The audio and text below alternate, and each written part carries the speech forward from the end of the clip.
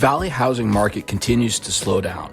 Last month was the worst August in terms of number of sales since 2008. Let's look at how interest rates, affordability, and supply and demand are impacting your experience in today's real estate market in this month's market update. This is John Schlotz with HomeSmart. Annual home value appreciation based on annual average price per square foot is still strong for home owners.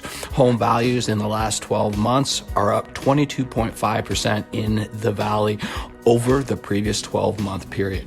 Home value appreciation is making affordability challenging for people trying to get into a home.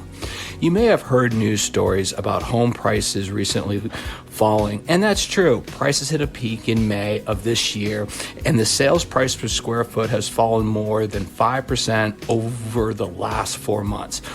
But remember, annual appreciation is still pretty fairly, which versus last year. Unless you bought a home in the last few months, your property most likely has appreciated handsomely over the last year. Buckeye has the weakest market for sellers in the Valley. It's seeing in inventory triple the number of buyers in escrow, which is pretty unusual for Buckeye. But even there, appreciation is still up over 15% versus last year. With skyrocketing prices over the last 2.5 years and interest rates at the highest they've been since 2008, affordability is slowing down buyer demand. Incomes just haven't kept up with home prices and people can't afford to buy. As much as the number of active listings has grown over the last 6 months, you'd think the market would have shifted into a buyer's market by now. But inventory is still over 20% below where it should be for today's population.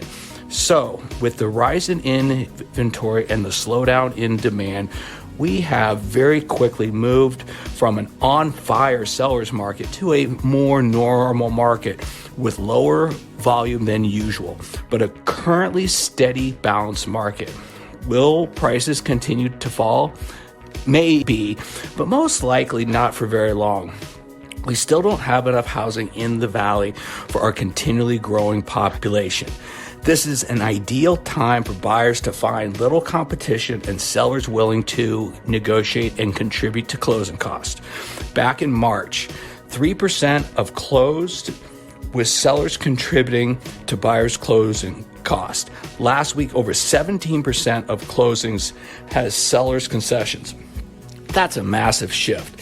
And for sellers looking to sell, it is no longer as easy as placing the house on the MLS and putting it up a sign and getting an offer in a couple of days. Today's market takes a little longer, and it takes marketing skills and tools to get a house sold, and a trusted advisor like me to help you make it happen. If you're thinking it's time to make a move, let's talk. I'm John Schlotz with HomeSmart.